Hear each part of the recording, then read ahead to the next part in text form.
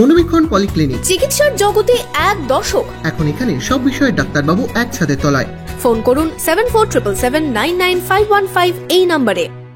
ভয়াবহ গঙ্গা ভাঙনে বিপর্যস্ত শামসেরগঞ্জ। ভাঙন দেখতে, ভাঙন দুর্গতদের খোঁজ নিতে ভাঙন কবলিত এলাকায় ঘুরে দেখলেন প্রাক্তন সাংসদ অধীর রঞ্জন চৌধুরী। মুখ্যমন্ত্রী ডেপুটেশন নেবেন না, সময়ও দেবেন না, তাই ভাঙন প্রতিরোধে এবার খোলা আকাশেই চিঠি দেব, রাজ্যপালকেও দেব। শামসেরগঞ্জের ভাঙন কবলিত এলাকা পরিদর্শনে গিয়ে বার্তা বহরমপুরের প্রাক্তন সাংসদ অধীর চৌধুরীর। ভাঙন প্রতিরোধ নিয়ে তুষলেন রাজ্য সরকারকেই। সোমবার বিকেলে শামসেরগঞ্জের শিকদারপুর গঙ্গার ঘাট সংলগ্ন এলাকায় স্থানীয় কংগ্রেস নেতা কর্মীদের নিয়ে যান ভাঙন দেখতে। ভাঙনের ভয়াবহতার কথা শোনেন অসহায় বাসিন্দাদের মুখ থেকেই। কংগ্রেস নেতাকে দেখে নিজেদের অভাব অভিযোগের কথা বলেন ভাঙন দুর্গতরাও। রাজ্য থেকে কেন্দ্র দুই সরকারের বিরুদ্ধে ভাঙন প্রতিরোধ নিয়ে গাফিলতির প্রশ্ন তোলেন অধীর। ভাঙন এলাকার জন্য বাজেটে স্পেশাল ফান্ডের প্রসঙ্গ তুলে রাজ্য সরকারকে তুলোধনাও করেন। ভাঙন যে ঠেকানো যায়, ফারাক্কা বাড়ি 10 কিলোমিটার করে প্রমাণ করে দিই ভাঙন ঠেকানো যায়।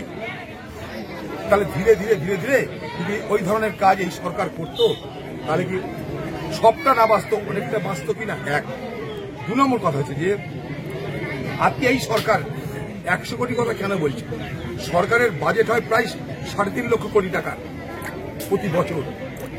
যে জেলা মুর্শিদাবাদ জেলা পিছিয়ে পড়া জেলা, সেই জেলার এই ভাঙন ঠেকাতে 3.5 লক্ষ কোটি টাকার মধ্যে কি 1,000 কোটি টাকা দেওয়া যেত না?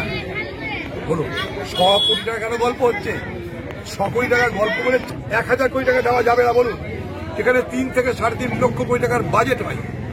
এত বড় জেলা আমাদের মুর্শিদাবাদ, এই পশ্চিমবঙ্গে একটা বড় জেলার নাম মুর্শিদাবাদ। এইরকম ভয়ঙ্কর ভাঙনের শিকার মুর্শিদাবাদ, মালদা ছাড়া পশ্চিমবঙ্গের আর কোথাও নেই। তাহলে এই এলাকার জন্য কমসে কম একটা স্পেশাল ফান্ড, বড় টাকার ফান্ড যদি বাজেটে দিত, তা কি আসমান ভেঙে পড়তো না ক্ষুদা ডানা যেত? কোনটা হতো? খালি ঢপবাজি আর ঢপবাজি। ভোট আসবে, তুমি হিন্দু, তুমি মুসলমান, একে ভোট দাও, তাকে ভোট দাও। Bureau report, imagine community media.